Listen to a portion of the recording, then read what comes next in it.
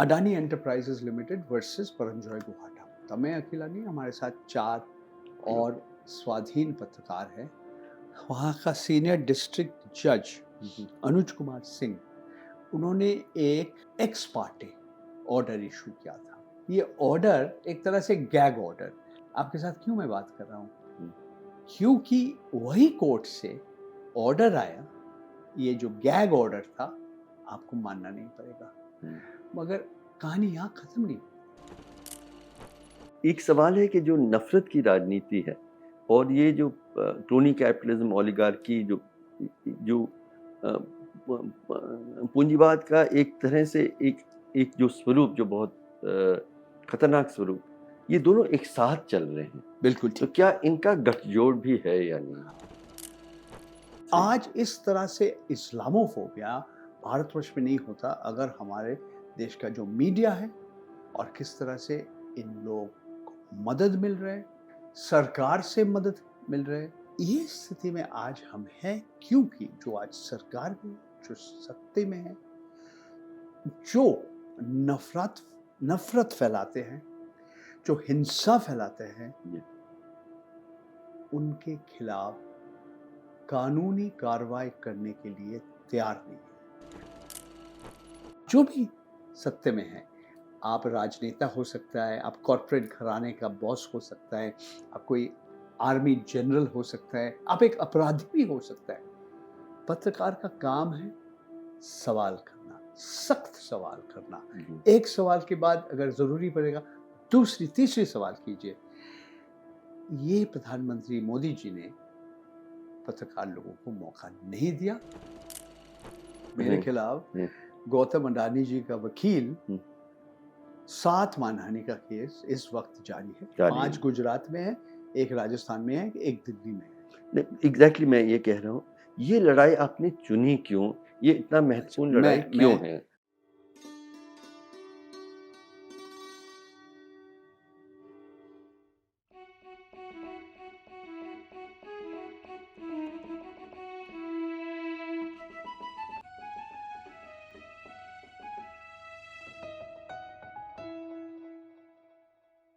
सलाम, नमस्ते, ज़िंदाबाद। मैं हर्ष मंदर हूँ। ये दाग दाग उजाला जो हमारी सीरीज़ है स्क्रोल और कारवाने मोहब्बत जो साथ में कर रही है, जिसमें हम देश के हालात के बारे में बातचीत कर रहे हैं। आज एक बहुत ख़ास एपिसोड है।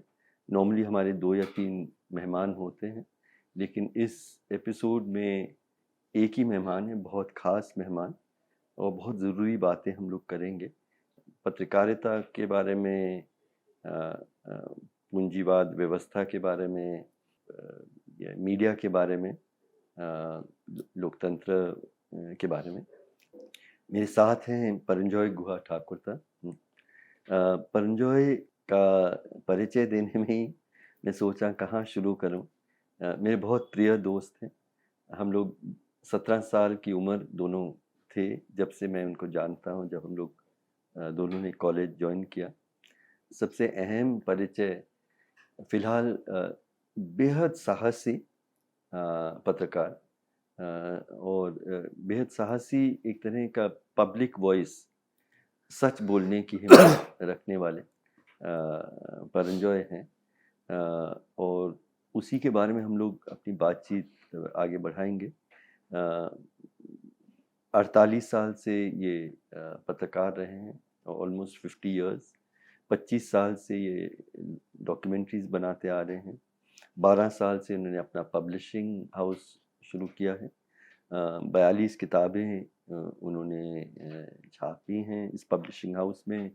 उनमें से 9 उन्होंने खुद लिखे हैं या मतलब उनके को ऑथर के तौर पे हैं, और नई नई चीज़ें प्रयोग के तौर पे करते रहते हैं। म्यूज़िक वीडियोस उन्होंने पिछले 5-1 सालों से वो भी करना शुरू किया है। साथ में IIM अहमदाबाद में 19 साल तक वो विजिटिंग प्रोफेसर भी रहे। इकोनॉमिक पॉलिटिकल वीकली जो एक तरह से सामाजिक विज्ञान, सोशल साइंस जिसको हम कहते हैं, उसका सबसे सम्मानित अगर कोई जगह हो वहाँ उसके इकोनॉमिक पॉलिटिकल वीकली के भी ये एडिटर इन चीफ रहे हैं। अ, और किन किन चीज़ों पे आपका अध्ययन हुआ है, उसके बारे में हम लोग बात करेंगे। बट पर जो यहीं से शुरू करना चाह रहा था, 17 साल की उम्र से जब मैंने कल्पना नहीं की थी कि एक दिन आएगा जब हम आपको इस देश के सबसे साहसी आवाज़ों में शामिल आपको मानेंगे, और आप बहुत जो सबसे जो पावरफुल लोग हैं और कुछ सालों से जो सबसे जो जिसको हम लोग पूंजी व्यवस्था के सबसे जो अमीर और प्रभावशाली लोग जिनका सत्ता के साथ बहुत नज़दीकी संबंध रहा है, उनकी सच्चाई आप बार बार आप अंबानी हो, अदानी हो, और बहुत गंभीरता के साथ, बहुत गहराई के साथ आप इनकी कहानी बताते आ रहे हैं समाज को, दुनिया को। तो इस रास्ते पे आप आए कैसे? मतलब अपने बारे में थोड़ा बताएं। ये आपने रास्ता चुना क्यों, कैसे? हर्ष, धन्यवाद। मैंने कभी नहीं सोचा कि 53 साल पहले जब सेंट स्टीफेंस कॉलेज में आपके साथ पहला बार हमारा परिचय होगा, हमारा दोनों का रास्ता आज यहाँ आके पहुँचेंगे। शुरू करने के पहले, आपके सवाल का जवाब देने के पहले मैं कहना चाहता हूँ, आप बहुत ज़्यादा हमें तारीफ किया। आप हमें साहसी बताया। देखिए, मैं समझता हूँ एक पत्रकार का कर्तव्य पालन किया मैंने, और मैंने किया नहीं, मैं तो कोशिश किया। जी। अलग बात है कि कुछ लोग, मेरा पत्रकार भाइयों बहनों, अलग अलग कारण के लिए हम बात कर सकते हैं उसके बारे में, अपना कर्तव्य पालन नहीं किया या नहीं कर पाया। फिर भी मैं समझता हूँ कि आज आपने लोकतंत्र के बारे में कहा। अगर आप लोकतंत्र में विश्वास करते हैं, और लोकतंत्र का सबसे बहुत ही महत्वपूर्ण एक हिस्सा है फ्रीडम ऑफ एक्सप्रेशन, अभिव्यक्ति का स्वतंत्रता, जो हर भारतीय नागरिक का एक मौलिक अधिकार है, और हर पत्रकार का जो भी अधिकार है वहीं से आ रहे, और अधिकार भी है और पत्रकार की जिम्मेदारी भी है। ठीक, क्योंकि इसके बारे में हम बात कर सकते हैं। ये हमारे संविधान का 19(a) की धारा। समस्या हो जाता है 19(2) में, reasonable restrictions on the right to free speech. कौन कहेगा क्या युक्तिगत है या क्या नहीं है। मैं थोड़ा सा आपको उस एक मिनट रोकना चाहता हूँ। अच्छा। क्योंकि हमारे संविधान का जो फर्स्ट अमेंडमेंट यही था कि फ्रीडम ऑफ एक्सप्रेशन पे कुछ बंदिशें होनी चाहिए।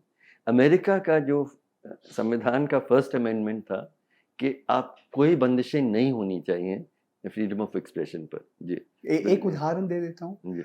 अगर आप अमेरिका का national flag, star spangle banner, आप उसको जला सकते हैं एक सार्वजनिक जगह में, आप कोई कानून का उल्लंघन नहीं किया। मगर भारतवर्ष में अगर करेंगे, ये एक अपराध है।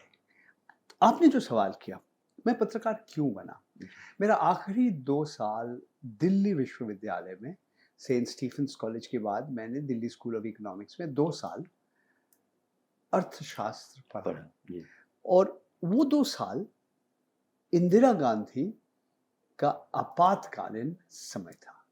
तो अगर कोई जिम्मेदार है, सबसे ज्यादा जिम्मेदार है हमारे भूतपूर्व प्रधानमंत्री इंदिरा गांधी। मगर उस समय जो 21 महीना 19 महीना जो आपातकालीन स्थिति है, और जिस समय वो अभिव्यक्ति का स्वतंत्रता भी एक तरह से बंद था, खत्म किया, और आज का जो अघोषित आपातकालीन समय से हम लोग गुजर रहे हैं, 11 साल से ज्यादा हो गया, इसमें बहुत फर्क है, अंतर जमीन का फर्क। एक छोटा सा बात मैं कहना चाहता हूँ।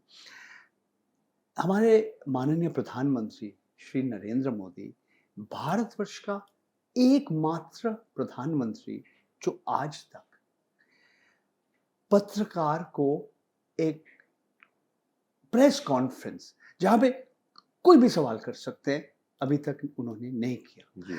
उन्होंने चुन के कुछ पत्रकार को साक्षात्कार करने का मौका दिया, हुँ। कुछ लोग को मौका मिला जो पत्रकार नहीं है, हुँ। कोई ऐसे अभिनेता को भी मौका मिला। जी। हमारे अक्षय कुमार जी, हुँ। उन्होंने भी एक अद्भुत प्रश्न किया हमारे प्रधानमंत्री को और बोला कि हमारा ड्राइवर ये सवाल आपसे पूछने के लिए कहा कि प्रधानमंत्री जी आप आम कैसे खाते हैं? काट के खाते हैं, चूस के खाते हैं?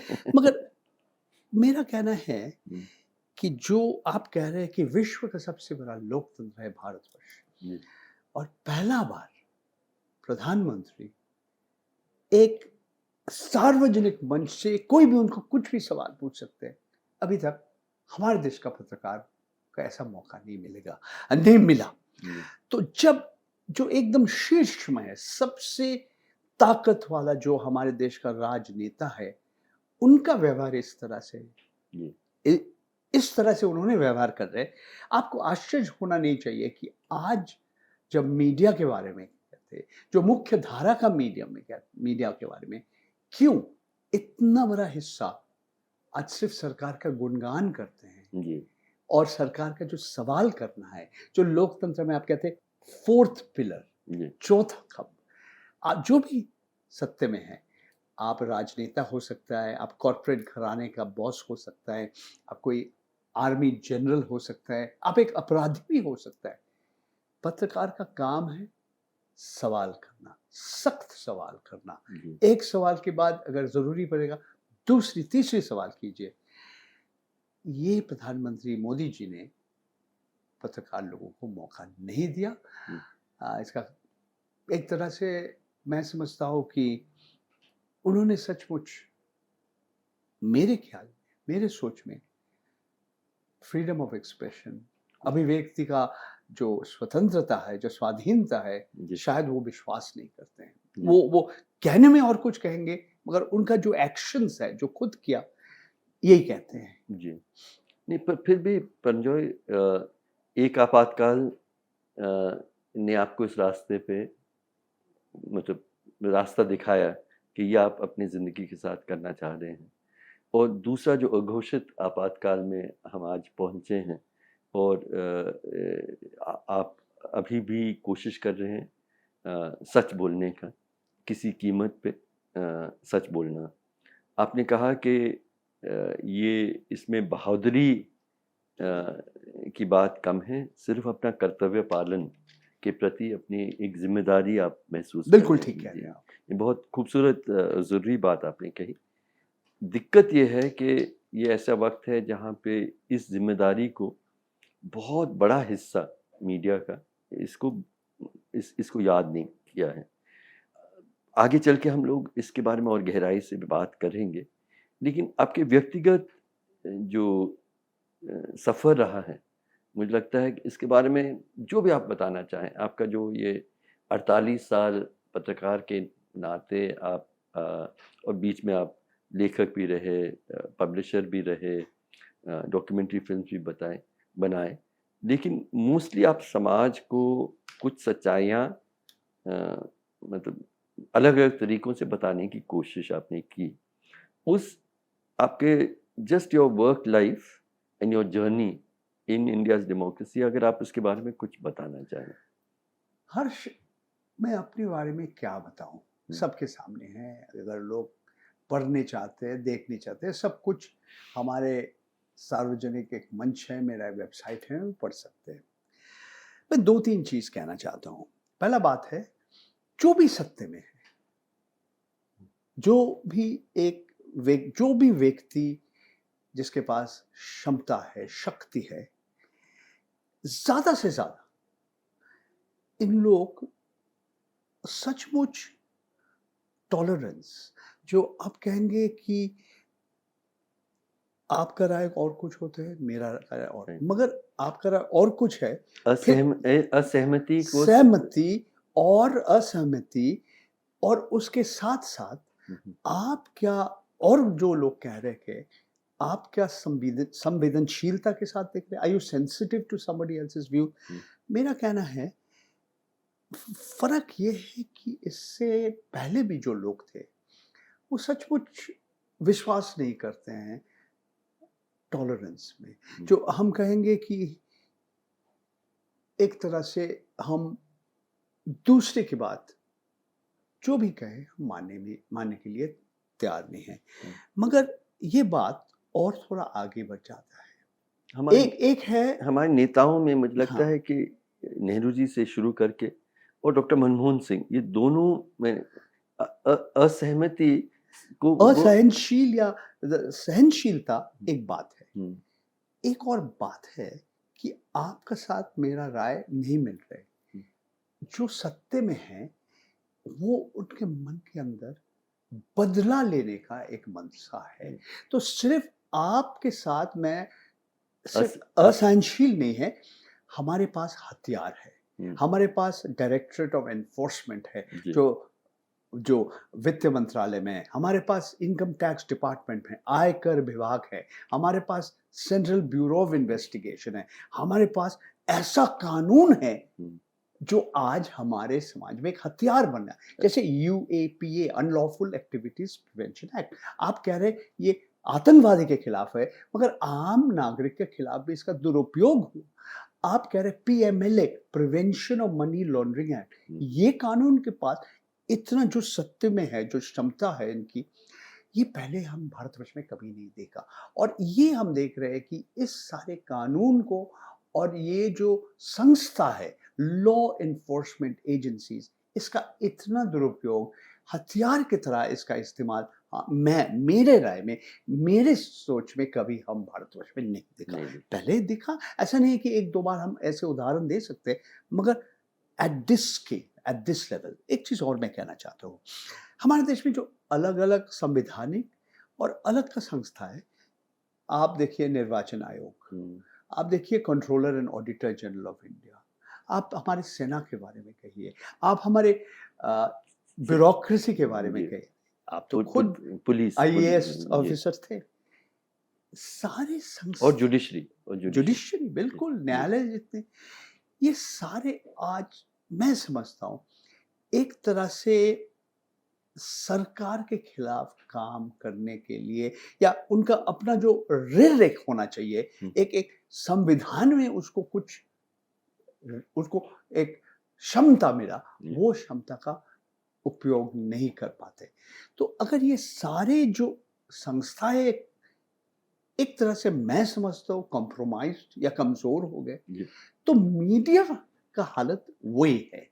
बिल्कुल, इसीलिए आज हमारे प्रधानमंत्री मोदी जी ने चुन के, मैं नाम बताऊं कुछ लोगों को, कहिए। देखिए, कुछ ऐसे पत्रकार है जिसके साथ उनका विचारधारा के साथ एक है। जी, हमारे कॉलेज में हम दिल्ली विश्वविद्यालय में पढ़ते थे, रजत शर्मा जी, उन्होंने उस समय अखिल भारतीय विद्यार्थी परिषद में काम किया। तो उनका जो विचारधारा है वो एक तरह से राष्ट्रीय स्वयंसेवक संघ और भारतीय जनता पार्टी के साथ थे।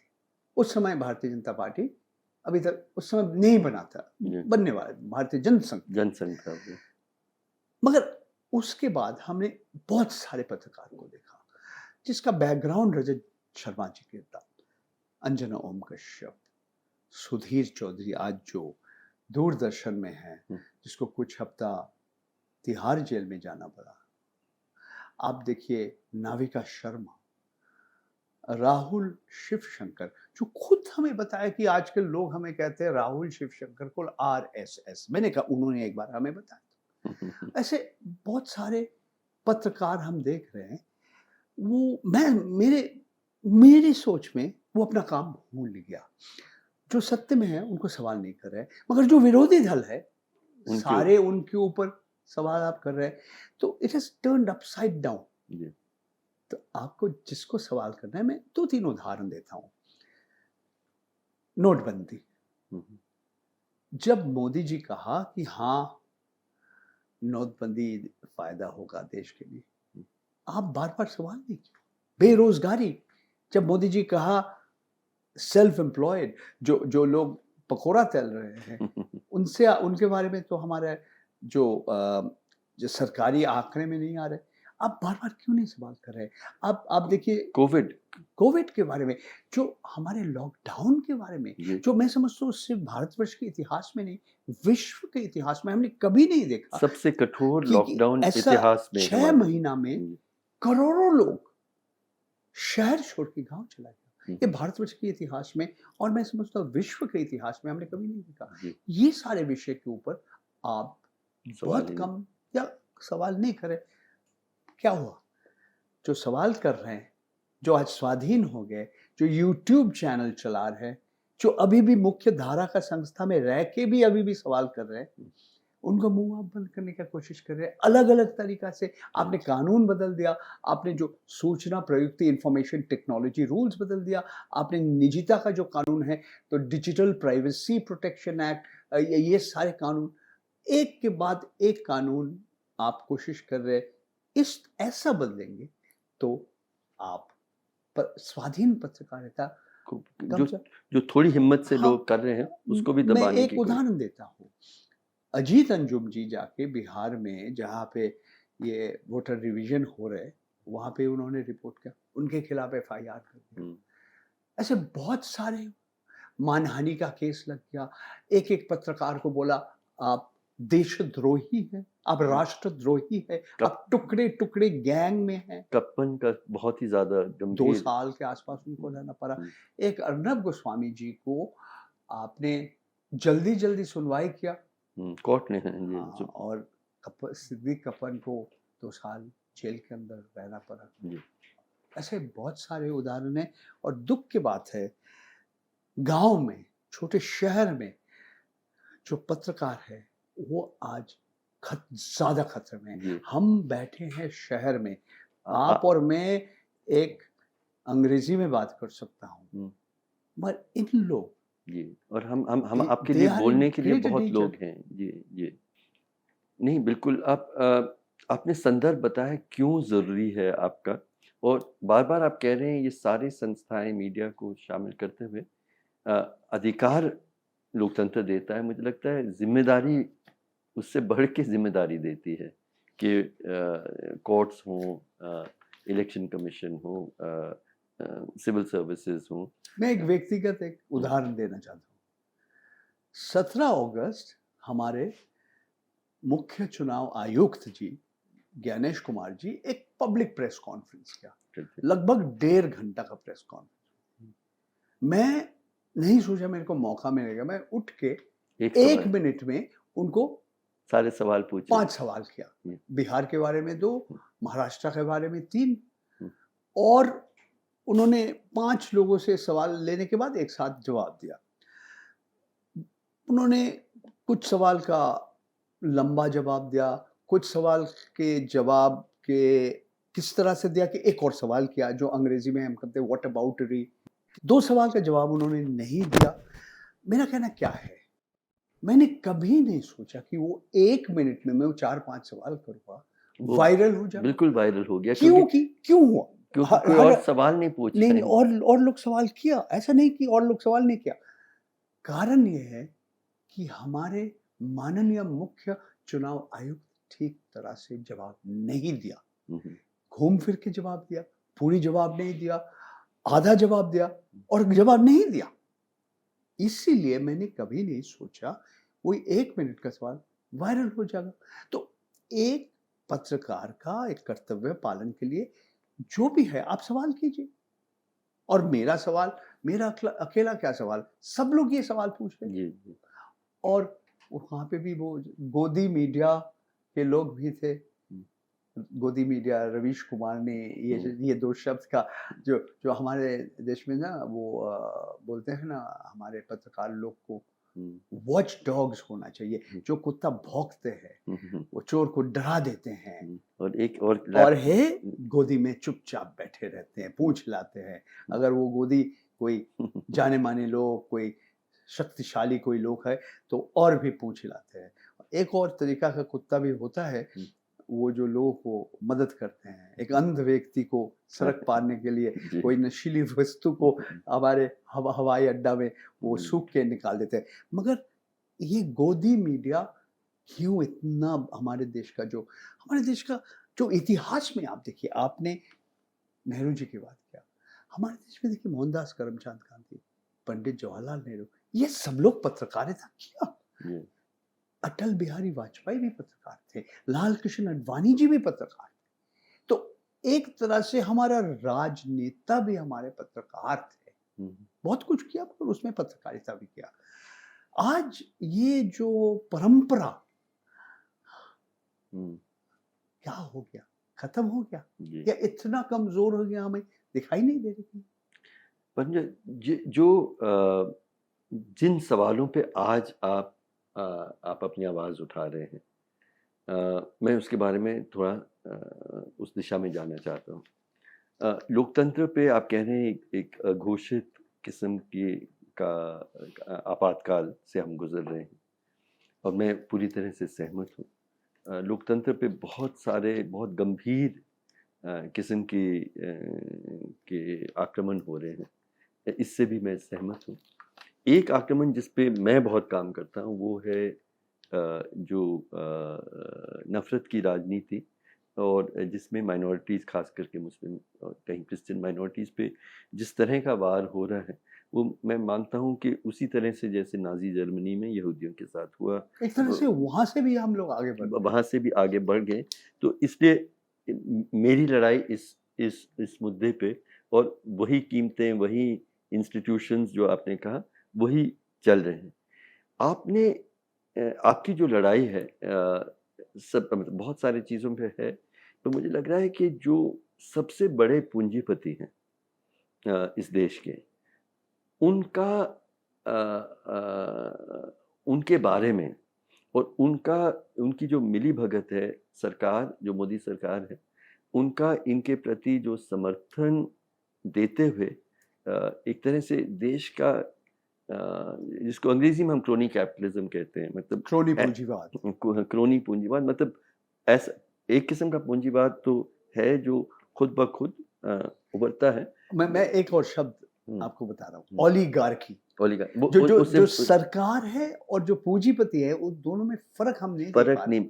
तो आपने इसी के बारे में और पूछना चाह रहा था कि ये आपने इतना मैंने एक जो वार है जो नफ़रत का जो वार है, उस पे काम करने की ज़िम्मेदारी की।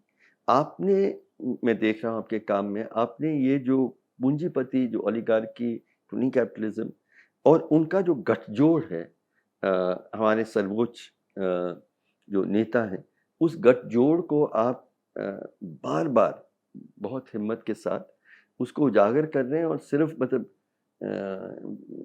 हवा में नहीं, बहुत गहराई से आपने जो गैस का जो बताया अंबानी का या अदानी के बारे में आप कह रहे हैं, आपको न्यायालय में भी जा रहा है, आपको आपके खिलाफ डेफेमेशन सूट्स भी हैं, बहुत बहुत बहुत उसको उसके कारण से आपको बहुत तकलीफ भी हुई। नहीं, मैं इस अकेला भारतवर्ष का नागरिक हूँ। मेरे हुँ, खिलाफ हुँ, गौतम अडानी जी का वकील हुँ, 7 मानहानि का केस इस वक़्त जारी है। जारी 5 है। गुजरात में है, 1 राजस्थान में है, 1 दिल्ली में है। नहीं, एग्ज़ैक्टली मैं ये कह रहा हूँ, ये लड़ाई आपने चुनी क्यों? ये इतना अच्छा, महत्वपूर्ण लड़ाई क्यों है?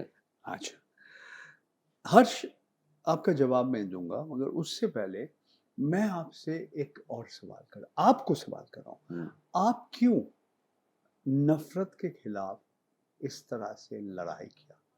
मैं आपको बता देता हूँ। क्यों, और इस आपका और मेरा जवाब रिश्ता इसी क्यों कारण इसी में है? क्योंकि आज पिछले 10-11 साल में हम क्या देख रहे हैं? ये जो नफ़रत, कौन इसको वितरण कर रहे हैं? कौन इसको डिस्ट्रीब्यूट कर रहा है, एम्प्लीफाई कर रहा है? ये है मीडिया। आज जो हम अंग्रेजी में कहते हैं इस्लामोफोबिया, जी। आज इस्लामोफोबिया का प्रचार नफ़रत मुसलमानों के खिलाफ नफ़रत, जी, जी, बिल्कुल, ये हमारे देश का सो कॉल्ड मुख्य धारा मेन स्ट्रीम मीडिया का भूमिका सबसे बड़ा है। बिल्कुल सही। आज इस तरह से इस्लामोफोबिया भारतवर्ष में नहीं होता अगर हमारे देश का जो मीडिया है और किस तरह से इन लोग को मदद मिल रहा है, सरकार से मदद मिल रहा है, सुदर्शन टीवी में जा रहे लोग, सरकार उनको बोल रहे जाओ यहाँ पे इंटर्न बनो। 2 कदम पीछे हट के देखो, भारतवर्ष में हर 7 भारतीय नागरिक में 1 है मुसलमान। विश्व में सिर्फ 2 ही देश है जहाँ पे भारतवर्ष से ज़्यादा मुसलमान हैं, एक इंडोनेशिया, एक पाकिस्तान। तो ये स्थिति आज ये स्थिति में आज क्यों हम हैं? ये स्थिति में आज हम हैं क्योंकि जो आज सरकार में, जो सत्ते में है, जो नफरत फैलाते हैं, जो हिंसा फैलाते हैं, उनके खिलाफ कानूनी कार्रवाई करने के लिए तैयार नहीं है। और जो मीडिया के लोग भी ये कर रहे हैं, उनके खिलाफ भी कोई कार्रवाई नहीं। आपने हिटलर के जिक्र किया, हिटलर को सबसे मदद कौन किया? जो वहां का जर्मनी का बड़े 30 और 40 साल का सब बड़े कंपनी ग्रुप्स। एक्चुअली मैं 1 साल इसका अध्ययन किया हूँ, एंड मतलब सबसे बड़े कंपनी जिसको आज भी हैं, इन सब ने उनकी सहायता की। जहाँ पे 60 लाख लोगों का नरसंहार चल रहा था, उसमें वो सहायक थे। आप आइए भारतवर्ष में, ये जो गठजोड़ के बात आप कर रहे हैं, जो राजनेता है और जो पूंजीपति है, इन लोग के बीच जो रिश्ता, ये नया नहीं है भारतवर्ष में और विश्व में तो है ही नहीं। मैं आपको हर दर्शक को कहता हूँ, मोहनदास करमचंद गांधी लिखा था, वो क्यों घनश्याम दास बिरला का घर में रह रहे हैं, जहां पे उनको हत्या किया 30 जनवरी 48 में, क्यों? ये पढ़ना बहुत जरूरी है। देखिए, उसके बाद आप बिरला ग्रुप के बाद टाटा ग्रुप, बहुत सारे ग्रुप्स हैं, मफतलाल ग्रुप, अंबानी ग्रुप। तो आज जिस बजाज, जमनालाल बजाज, बहुत सारे, जमनालाल बजाज तो कांग्रेस के ट्रेजरर थे। आपका कस्तूरभाई लाल भाई, इन लोग कांग्रेस पार्टी के साथ थे ऑफिशियल पोजीशंस में। आज फर्क कहाँ पे है? नहीं तो महात्मा गांधी क्यों बिरला के साथ ये रिश्ता? उन्होंने बोला कि उस समय उनका लड़ाई था ब्रिटिश के खिलाफ, साम्राज्यवाद, और ब्रिटिश साम्राज्यवाद के खिलाफ इन लोग ने उनको मदद किया था। बिरला जी ने मदद किया था, छुप के मदद किया था, सार्वजनिक। और 47 के बाद भी जब भारतवर्ष में हिंदू मुसलमान दंगा खत्म नहीं हुई थी, वो लड़ाई उस समय खत्म हुई। गांधी जी को मालूम था, वो चाह रहे थे कांग्रेस पार्टी भूल जाओ, पार्टी नहीं रहेगा। जब नेहरू जी 15 अगस्त 47 में दिल्ली में ट्रिस्ट विद डेस्टिनी फेमस वो भाषण दे रहे थे, गांधी जी कहाँ थे? कलकत्ता में थे, बेलेघाटा में थे, क्योंकि कलकत्ता में हिंदू मुसलमान दंगा तब भी चल रहे थे। मैं क्यों ये सब बोल रहा हूँ? इसका कारण यह है कि हम टाटा, बिरला, मफतलाल, बजाज, अंबानी, बहुत सारे ऐसे उदाहरण हैं। फर्क क्या है आज?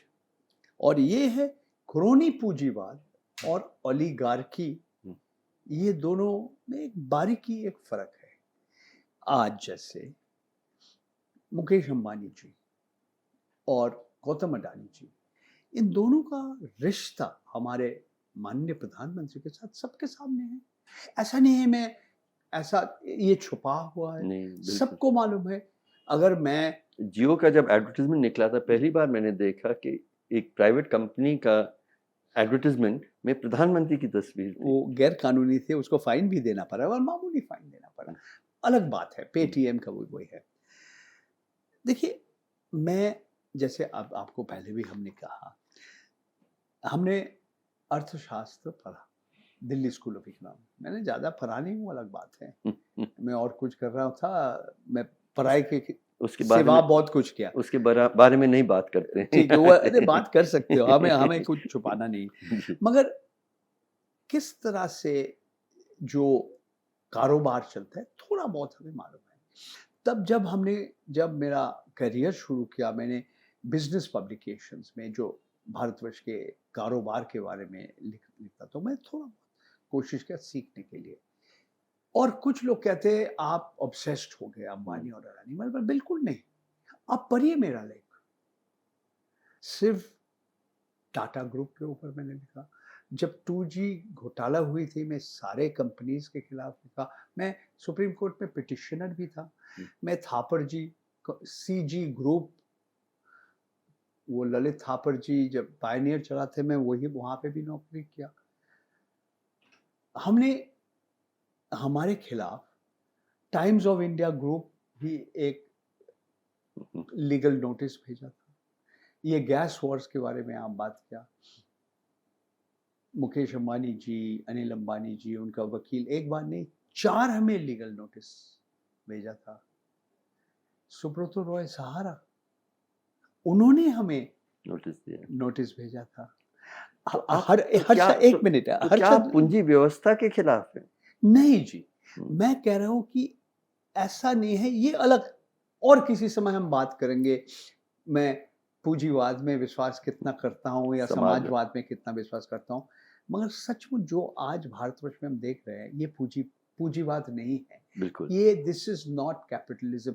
क्योंकि जो, अगर आप सचमुच पूंजीवाद में विश्वास करते हैं तो आप प्रतिद्वंदिता, कंपटीशन में विश्वास करेंगे। आपको बोलते हैं ना, प्लेइंग फील्ड लेवल होना चाहिए। एक व्यक्ति को ज्यादा फायदा नहीं मिलना चाहिए। आज वो प्लेइंग फील्ड लेवल नहीं है। मैं ज्यादा फायदा नहीं, बल्कि बहुत ज्यादा फायदा और बाकी यहाँ है। ये आपका कहना है, मेरा कहना और कुछ है। अंबानी बंधु मुकेश जी, अनिल जी, उनके वकील हमें 4 बार लीगल नोटिस भेजा, हमें एक बार भी अदालत में नहीं ले गया। और गौतम अडानी जी हमें 7 बार, हमें मुंद्रा गुजरात में है, वो भुज कच्छ जिला में है, एक बार नहीं, मैंने 3 बार वहां गया। 2021 में जनवरी में 2 जो कोविड के जो लहर आया था बीच में, एक हमें बिना जमानत का एक non bailable warrant of arrest, वो बाद में वो स्टे हो गया था। और मैंने अदालत में गया, हमारे खिलाफ क्या आरोप था कि मैं अदालत में नहीं गया। मैंने बोला सर, हम अदालत में आने के लिए तैयार है, हम कैसे मालूम पड़ा कि आपका NBW नॉन बेलेबल वारंट आया? PTI press trust of India से मालूम पड़ा, हमारा वकील को बाद में मिला। तो मैंने पहुंचा, मैंने वहां तक पहुंच गया था, एक बार नहीं 3 बार किया। कारण क्या है? वो इकोनॉमिक एंड पॉलिटिकल वीकली में एक लेख लिखा था जो आपका दर्शक आज भी पढ़ सकते हैं, किस तरह से सरकार हमारे अडानी जी को, उनके लिए नियम, उनके लिए कानून बदल दिया, उसका फायदा उन्होंने मिला। और वो लेख में एक और चीज था, जो कस्टम्स ड्यूटी, जो सीमा शुल्क दे रहा था, उसका रिफंड उन्होंने मांग रहे थे। मेरा सवाल था कि आप पहले सीमा शुल्क दिया, उसके बाद आप रिफंड लीजिए। आप आयकर विभाग से आप पैसा वापस मांग रहे, पहले तो आप दीजिए, कर दीजिए, टैक्स दीजिए, उसके बाद आपको रिफंड मिलेगा। तो हमारे ऊपर उन्होंने वो 503 करोड़ डिमांड था, कस्टम्स ड्यूटी नहीं मिला, हमें भी नौकरी, या EPW का ऐसा इकोनॉमिक एंड पॉलिटिकल वीकली का नौकरी भी छोड़ना पड़ा। ये अलग, वो एक अलग कहानी, वो अलग कहानी है। नहीं, मेरा कहना और कुछ है। मैं 3 बार मुंद्रा में गया। मार्च 2021 मैंने लास्ट मुंद्रा में वहां के कोर्ट में गया। आज 4.5 साल हो गया, ट्रायल क्यों नहीं शुरू कर रहे? क्यों नहीं शुरू कर रहे, बताइए। ये सवाल आप अडानी जी से पूछिए। नहीं, हम आपसे हमारे पास जवाब नहीं है, सचमुच जवाब नहीं है। न्यूज क्लिक में मैंने काम किया, वहाँ का जो एडिटर है, एडिटर इन चीफ प्रवीर पुरकाश था, 77 साल उम्र आज है, वो 7.5 महीना जेल जाना पड़ा। प्रवीर जी, रघुनंदन जी, मैं और आबिर दासगुप्ता, हम 4 लोग यहाँ से अटरू कहाँ है? कोटा से 100 किलोमीटर दूर। क्यों अटरू? वहाँ से 10 किलोमीटर दूर एक कवाई करके एक बिजली उत्पादन के कारखाना है। एक बार नहीं, 5 बार हम लोग गया, अभी तक फैसला नहीं हुआ। क्यों फैसला नहीं हुआ? ये एक लंबा कहानी है। 4 केस अहमदाबाद में चल रहा है अभी, और आज जो नया जो केस आया है, ये है मानहानि का, ये दिल्ली में रोहिणी कोर्ट्स में। और ये भी एक कहानी है, अगर आपका दर्शक सुनने चाहते हैं, मैं बताने के लिए तैयार नहीं हूँ, मगर केस तो चल रहा है। मैं इतना कहना चाहता हूँ कि 6 सितंबर 2025 वहाँ का सीनियर डिस्ट्रिक्ट जज अनुज कुमार सिंह, उन्होंने एक एक्स पार्टे ऑर्डर इशू किया था। एक्स पार्टे का मतलब है जिसके खिलाफ आप कुछ ऑर्डर इशू करें, उनका बात आपने सुना है, नहीं सुना था। Adani enterprises limited versus Paranjoy गुहा ठाकुर। मैं अकेला नहीं, हमारे साथ 4 और स्वाधीन पत्रकार हैं, और भारतवर्ष के बाहर ऑस्ट्रेलिया और सिंगापुर में ऐसे 5 संस्थाएं हैं, इनके खिलाफ भी है। कहानी वहाँ ख़त्म नहीं हुआ। ये ऑर्डर एक तरह से गैग ऑर्डर कि ये सारे मानहानि आप ना कर पाए, इसलिए आप उनके बारे में लिखेंगे ही नहीं, ऐसा है कि आप कुछ नहीं लिख पाएंगे, कुछ नहीं कह सकते हैं। आपके साथ क्यों मैं बात कर रहा हूँ? क्योंकि वही कोर्ट से ऑर्डर आया, हम रिकॉर्डिंग कर रहे हैं ना, एक दिन पहले इसके ऑर्डर आया कि हाँ, ये जो गैग ऑर्डर था आपको मानना नहीं पड़ेगा। मगर कहानी यहाँ खत्म नहीं हुई। इंफॉर्मेशन एंड ब्रॉडकास्टिंग मिनिस्ट्री, सूचना और प्रसारण मंत्रालय, केंद्र सरकार साथ साथ बहुत सारे पत्रकार के खिलाफ भी ईमेल करके बोला ये सारे कंटेंट आप हटा दीजिए वेबसाइट से, यूट्यूब वीडियोस। अडानी के बारे में, सब अडानी के बारे में। कौन है इसमें? रवीश कुमार जी है, अजीत अंजुम, ध्रुव राठी, आकाश बैनर्जी देशभक्त, दीपक शर्मा, वायर जैसा संस्था, न्यूज लॉन्ड्री जैसा संस्था, सबको कहा गया कि आप ये सारे आपका जो कंटेंट है ये हटा दीजिए। तो ये मुद्दा इंटरेस्ट कैसे हो सकता है कि आप एक, क्योंकि मैं बता रहा हूँ जो 6 सितंबर जो ऑर्डर दिया था उसमें एक एंटिटी है जिसके खिलाफ भी थे, उसका नाम है जॉन डो। ये अमेरिकी एक व्यक्ति का नाम है, भारतवर्ष में उनका नाम बदल गया, उसका नाम है अशोक कुमार। मतलब उनका नाम इनको मालूम नहीं है, मगर अगर इन्होंने एक ही केस में उन्होंने कह रहे मैंने मानहानि किया, वो बोल रहा है यू आर अ परपेटेड जर्नलिस्ट। हर्ष, मैं अभी बताया आपको 48 साल मैंने काम किया, और भारत सरकार का प्रेस इंफॉर्मेशन ब्यूरो 35 साल हमें ये कार्ड दिया। हम उस दिन जो नेशनल मीडिया सेंटर के अंदर हम कैसे हम गया, और कैसे हमारे अपना जो ज्ञानेश जी के, ये देखिए, और ये हर साल इसका रिन्यू होता। और ये लोग कह रहे हैं कि आप तथाकथित पत्रकार हैं, एक तरह से बोल रहे यू आर अ परपेटेड जर्नलिस्ट। उसका मतलब वही है तथाकथित। तो ये मैं समझता मेरा मानहानि उन्होंने बिल्कुल नहीं। मेरा 48 साल जो पत्रकारिता है इसका कोई माने नहीं है, मतलब नहीं है। तो हर्ष, इससे ज्यादा मैं कुछ कहना नहीं चाहता हूँ, क्योंकि केस चल रहा है। केस क्या होगा क्या नहीं होगा समय बताएंगे, मगर सिर्फ मैं इतना ही कहना चाहता हूँ, देखिए, अगर आप स्वाधीन पत्रकार और स्वाधीन पत्रकारिता को खत्म करने चाहते हैं तो देश में लोकतंत्र नहीं बचेगा। अडानी जी इज ओनली वन एग्जाम्पल, एक ही उदाहरण। अगर सरकार का क्या भूमिका था, सरकार क्यों आया इस केस में? ये ठीक है, मैं व्यक्तिगत सरकार क्यों उनको बचाने के लिए सामने आए, ये आपका कहना है, मैं कुछ नहीं कह रहा हूँ। आप कह रहे हैं वो सरकार बचा रहा है, मैं जो है वो सूचना आपको दिया, I am giving you the facts. आपका दर्शक और आप किस तरह से उसको इंटरप्रेट करेंगे, it is up to you. तो स्पेसिफिक इसलिए मैं भी जानता हूँ आपके ये सारे केसेस चल रहे हैं, इसके बाद इसके डिटेल्स के बारे में आपको बात करना उचित नहीं होगा, पर मैं मोर जनरली समझना चाह रहा हूँ कि जो आप कह रहे हैं कि ये कैपिटलिज्म नहीं है, मतलब एक पूंजी व्यवस्था नहीं है।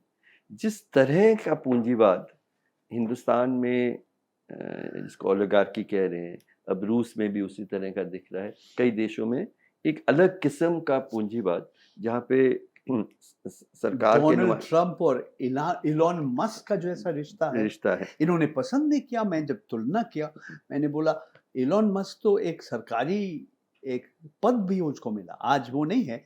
तो मैंने तुलना किया डोनाल्ड ट्रंप और इलॉन मस्क के रिश्ता और भारतवर्ष में नरेंद्र मोदी जी और गौतम अडानी जी, इन दोनों का रिश्ता। ये क्या मैं किसी का मानहानि कर रहा हूँ?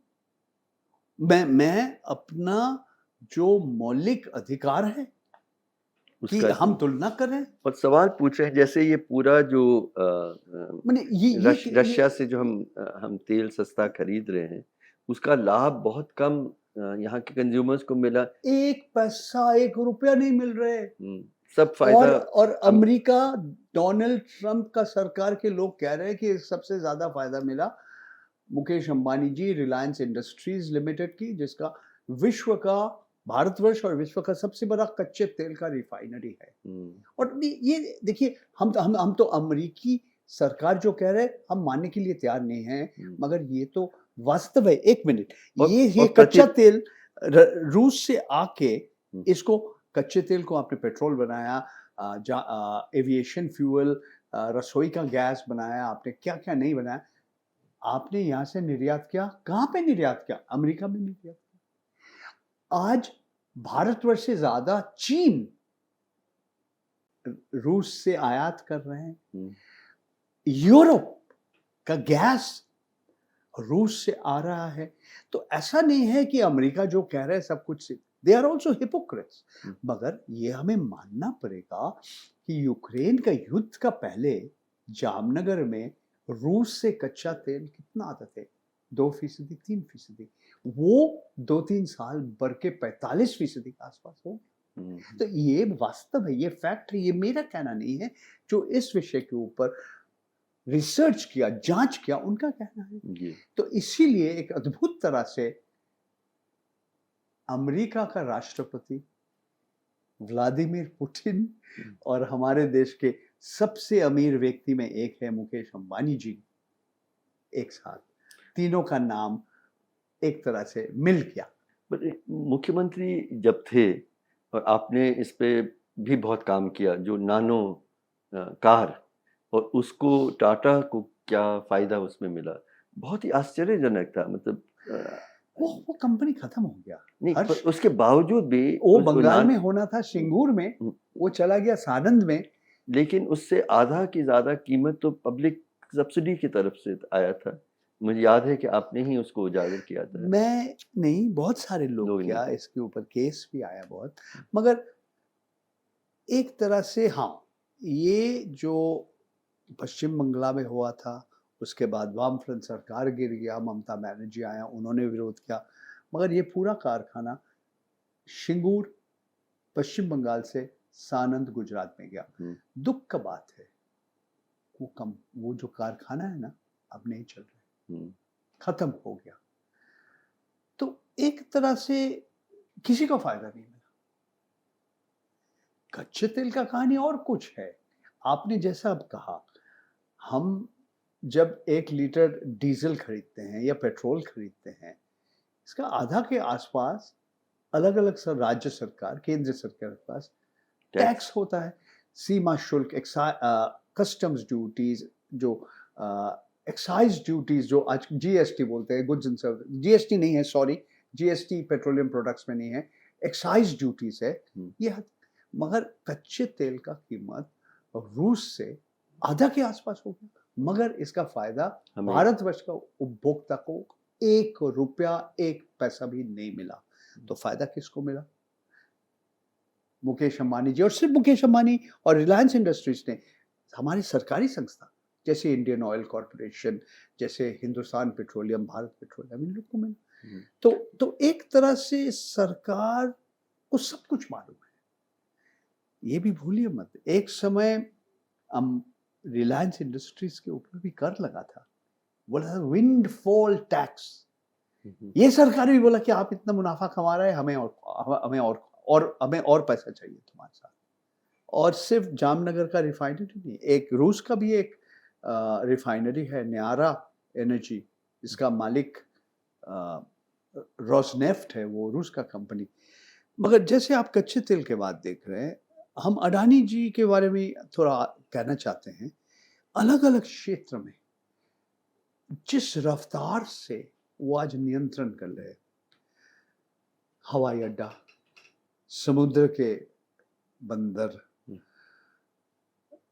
कोयला से बिजली उत्पादन, बिजली वितरण, कोयला खनन, सूर्य का ऊर्जा से सोलर एनर्जी, गैस शहर में वितरण करना, और रियल एस्टेट, जो मुंबई में धारावी, जो विश्व में सबसे बड़ा झोपड़पट्टी में एक है, उसका नया करके बनाना है, ये सब अडानी भी कर रहे हैं। और वहां पे खत्म नहीं होता, एक तरह से हर भारतीय नागरिक का जीवन के पास आता है। फॉर्चून ब्रांड उसका तेल भी है, जो लोग अपना तलते हैं, खाना पकौड़ा समोसा कुछ भी बोलिए। और सेब, वो वितरण करते हैं सेब, हिमाचल से, कश्मीर से लेके और विदेश से आके। तो एक तरह से किसान आंदोलन नहीं होता तो पूरा कृषि उनके नियंत्रण में होता है ना। तो हर से ऐसा नहीं है मैं किसी को जानबूझ के कोई लक्ष्य लगा के हमारा रिपोर्टिंग है। जो एक कॉर्पोरेट घराना जिसका कारोबार हर भारतवर्ष का नागरिक के जीवन के ऊपर कुछ ना कुछ असर पड़ रहा है, जैसे आपने अंबानी की बात किया, आपने अडानी जी की बात किया, एक पत्रकार का काम है ये सारे विषय के ऊपर लिखना।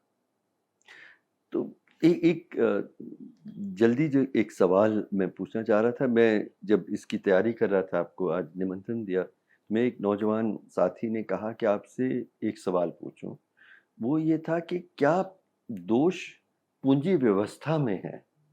क्या पूंजी व्यवस्था और लोकतंत्र साथ में चल सकते हैं, या आपकी शिकायत पूंजी व्यवस्था से नहीं है, पर उसका एक तरह का इस्तेमाल जिसको क्रोनी कैपिटलिज्म या ओलिगार्की की बात कर रहे हैं, जहाँ पे सरकार और उस पूंजी व्यवस्था का बहुत ही ज़्यादा नज़दीकी संबंध जब होता है, उसके आपकी शिकायत है या आप खतरा महसूस करते हैं?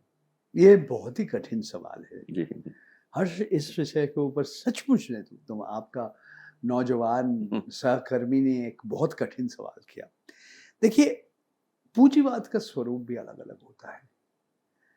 आप जैसे Sweden, Denmark, Finland, Norway, Greenland एक एक समय बोलते हैं हम पूंजीवाद में या सोशल डेमोक्रेसी में विश्वास करते हैं, मगर जिस तरह उन्होंने बुनियादी ढांचा, बिजली, सड़क, पानी, सरकार शिक्षा, स्वास्थ्य के ऊपर खर्च करते हैं। बहुत ऐसा देश है जो बोलते हैं हम समाजवाद में विश्वास करते हैं, इतना पैसा खर्च नहीं करते हैं। लेकिन चीन को भी हमने देखा, मतलब पूंजी व्यवस्था बहुत है, लेकिन कम से कम सामाजिक जो जरूरतें पूर्ति। 2008 में जो अमेरिका में एक विश्वव्यापी एक आर्थिक संकट के समय गया था, बड़े बड़े कंपनी को फायदा मिला, अमेरिकी सरकार ने फायदा दिया। जनरल मोटर्स एक समय 91% शेयर अमेरिकी सरकार के पास था, मतलब अमेरिकन टैक्स पेयर्स के पास। तो वो कंपनी पब्लिक कंपनी था या प्राइवेट कंपनी था। तो ये दो शब्द, पूंजीवाद, समाजवाद, ये बदलते रहता है, इसका माने बदलता रहता। भारतवर्ष के इतिहास में हमारे पहला प्रधानमंत्री पंडित नेहरू ने कहा था कि हम मिश्रित अर्थव्यवस्था में विश्वास करते हैं। एक तरह से पूंजीवाद के भी सबसे खराब हिस्सा हमने लिया, और जो समाजवाद हमने कोशिश किया लाने के लिए, वो भी ठीक तरह से नहीं ले पा। आप जानते हैं भारतवर्ष में शिक्षा, स्वास्थ्य व्यवस्था क्या स्थिति है, हमारे बिजली, सड़क, पानी का क्या स्थिति है। और जो बड़े बड़े सरकारी संस्था थे, वो सचमुच नाम के वास्ते सरकारी था, वो कुछ नेता और कुछ बाबू चलाते थे। और आप देखिए, आज वो नहीं है स्वराज पॉल जी। एक समय वो हॉस्टाइल टेक ओवर, वो कोशिश किया था Delhi DCM group, Escorts group को खरीदने के लिए, सफल नहीं हुआ। ये बड़े बड़े जो निजी कंपनी है, कैसे इन्होंने स्थापन किया? सरकारी पैसा से, सरकारी बैंकों से, सरकारी वित्तीय संस्था से। तो यही बात है, what is public and what is private, सरकारी क्या है और निजी क्या है, ये थोड़ा एक बहुत इतना आसान सवाल नहीं है, क्योंकि हमारे देश में ये मिश्रित अर्थव्यवस्था में हम यही चीज देख रहे हैं। एक बार नोबेल पुरस्कार विजयी अमर्त्य सेन ने ये मुझे समझाया था कि वियतनाम, क्यूबा, चीन, रूस, वो शिक्षा स्वास्थ्य व्यवस्था के जो किया, भारतवर्ष नहीं कर पाया। ये हमारी सबसे बड़ी कमी रही मुझे लगता है। लेकिन मतलब यहाँ मोदी जी के आर्थिक नीतियों के समर्थक बैठे होते तो वो कहते हैं कि चलिए नेहरू जी के वक्त में भी मिश्रित अर्थव्यवस्था थी, आज भी मिश्रित ही है, इसमें आपको क्या दिक्कत है? मैं ये बात मानने के लिए तैयार नहीं है।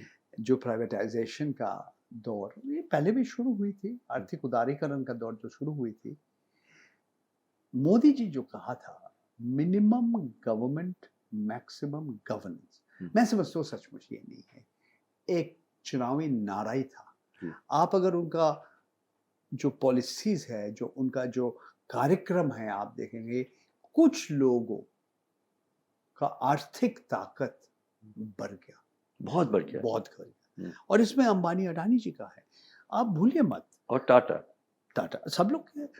आप भूलिए मत कि 2024 का लोकसभा चुनाव को पहले मोदी जी एक बार तेलंगाना में एक सार्वजनिक एक चुनावी एक मंच से उन्होंने बताया, राहुल गांधी बार बार सुबह उठ के मंत्र जपते हैं अंबानी अडानी, अंबानी अडानी, अंबानी अडानी। और ये भी हमारे प्रधानमंत्री ने कहा कि टेम्पो भर के पैसा जाते हैं इनके पास। सवाल किया इसके ऊपर, हमारे लोकपाल जी के पास एक याचिका आया था, उन्होंने बोला हाँ चुनाव के समय बहुत लोग बहुत कुछ कहते हैं, मगर प्रधानमंत्री ने ये शपथ किया। तो देखिए, राहुल गांधी जब अडानी की बात करते हैं, अंबानी का बात करते हैं, उनके अपने राजनीतिक दल में भी लोग पसंद नहीं करते हैं, क्योंकि इनसे इन्होंने पैसा भी खाया। मैं मानता हूं, हमारे पास सबूत नहीं है, कांग्रेस पार्टी भी इन लोग से पैसा खाते हैं। तो इसके साथ सिर्फ पूंजीवाद समाजवाद की बात नहीं, हमारा पूरा चुनावी व्यवस्था के बारे में, चुनाव के लिए पैसा कहां से आता है, चुनावी जो हमारे देश का जो उम्मीदवार है उनका पैसा कहां से आता है चुनाव। आप क्या विश्वास करते हैं जो निर्वाचन आयोग के पास जो अलग अलग राजनीतिक दल साल में एक बार दिखाते हैं इतना हमारा आय है, इतना हमारा खर्चा है, सब लोग जानते हैं। हम जब इलेक्ट्रल बॉन्ड्स के बारे में बहुत लंबा चौड़ा बात किया, कितना 14,000 करोड़ 16,000 करोड़ पूरा जब चुनाव के ऊपर जो खर्चा है, इससे बहुत ज्यादा खर्चा होता है। तो लोग कहते हैं कि अमेरिका से भी ज्यादा खर्चा हम लोग अपने चुनाव में जितना लोग कहते हैं, मगर मेरा कहना ये है कि ये हम पूंजीवाद में विश्वास करेंगे या समाजवाद में विश्वास करते हैं, मिश्रित अर्थव्यवस्था में विश्वास करते हैं, सब कुछ हमारा चुनावी प्रणाली हमारा चुनावी व्यवस्था के साथ एक साथ मिल जाता है, जो गठजोड़ है ये। बिल्कुल। और वो उसमें आप सबसे ज्यादा खतरा समझते हैं, क्योंकि फिर जो फैसले होते हैं वो जनता के हित में नहीं बल्कि कुछ पूंजीपतियों के हित में सारे फैसले। तो इलेक्ट्रल बॉन्ड्स में हमने देखा, इलेक्ट्रल बॉन्ड्स का क्या, पैसा तो कम था मगर हमें मालूम है ये व्यक्ति या ये कंपनी इतना पैसा इस दिन इसने राजनीतिक दल को दिया, और फिर उसके बाद यू कनेक्ट द डॉट्स, आपको मालूम हो जाता है किसको फायदा मिला, किसको ठेका मिला, किसका नया प्रोग्राम मिला। हम लोग मतलब समाप्त करने की ओर में जा रहे हैं, लेकिन समाप्त कर दीजिए, मेरे को जो कहना है बता दिया आपको। नहीं, एक सवाल है कि जो नफरत की राजनीति है और ये जो क्रोनी कैपिटलिज्म, ओलिगार्की, जो पूंजीवाद का एक तरह से एक जो स्वरूप, जो बहुत खतरनाक स्वरूप, ये दोनों एक साथ चल रहे हैं। बिल्कुल। तो क्या इनका गठजोड़ भी है या नहीं? बिल्कुल है, इसमें दो राय होना नहीं चाहिए। जैसे आपको मैं पहले आपने सवाल किया, हम मिश्रित अर्थव्यवस्था पहले भी था, आज भी है, मगर इसके साथ चुनावी व्यवस्था का जैसा संपर्क है, मैं वैसे और नफरती चुनावी व्यवस्था ठीक और भी ज्यादा और खतरनाक बिल्कुल, ये तो इसमें मेरा दो राय नहीं है, आपके साथ मैं एक हूँ इसमें। और अगर जागरूकता आम आदमी में, आम मतदाता में नहीं आएगा, तब तक क्या बताऊं मैं, हमें लड़ना पड़ेगा बस। तो आप जैसे हैं, मैं भी ऐसा हूँ। बांग्ला में एक कहावत है, मेरा एक मित्र बार बार कहते हैं, बाँचते होले लड़ते होवे, लड़ते होले बाँचते होवे। अगर आप संघर्ष करने चाहते हैं, आपको जिंदा रहना पड़ेगा। अगर आप जिंदा रहेंगे तो आपको संघर्ष करना ही पड़ेगा। बहुत बहुत सुंदर, बहुत सुंदर।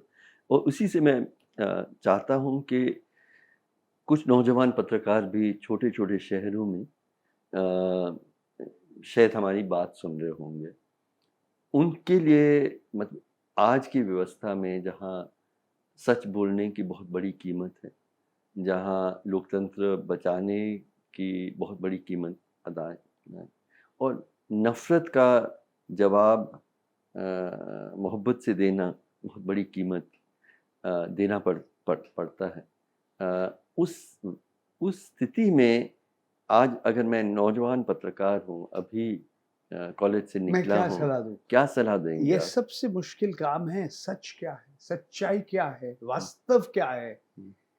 और देखिए, हमारे खिलाफ कुछ लोग कह रहे हैं कि मैंने मानहानि किया। मैंने बोला जो वास्तव है, जो सच है, वही सूचना मैंने दिया। जी, तो बस तो आपको लड़ना पड़ेगा। सच बोलने के लिए, मतलब सच ही है जिसके लिए आप ये पूरी जो आपका जो प्रोफेशन है, ये पेशा है, ये लोगों के सामने सच रखना है, उसकी कोई भी कीमत हो वो आपको करना चाहिए। शायद यही कह रहे हैं आप? बिल्कुल, यही कहना चाहता हूँ। तो मैं बहुत आभारी हूँ, आपने नहीं, वक्त मैं निकाला आभारी हूँ, जी। आपका इतना वक्त आपने मेरे को दिया बात करने के लिए। नहीं, बहुत खूबसूरत बात हुई। मुझे लगा कि कल जब न्यायालय ने कहा कि अब आप फिर से सच बोल सकते हैं, तो बहुत जल्दी आपको बुलाया। मैं कहा कि सच बोलिए, एक और फोरम आपको देते हैं। और आपने वही बात कही, और आप सच बोलते हैं। संघर्ष के लिए जिंदा रहना और जिंदा रहने के लिए संघर्ष करते रहना, यही आपकी ज़िंदगी का मुझे लगता है कि एक तरह का मोटो है, और उसमें आप करते रहें। Thank you. Thank you very much भाई, थैंक यू। जिंदाबाद। ये दाग दाग उजाला, ये शब कसीदा सहर, वो इंतजार था जिसका, ये वो सहर तो नहीं।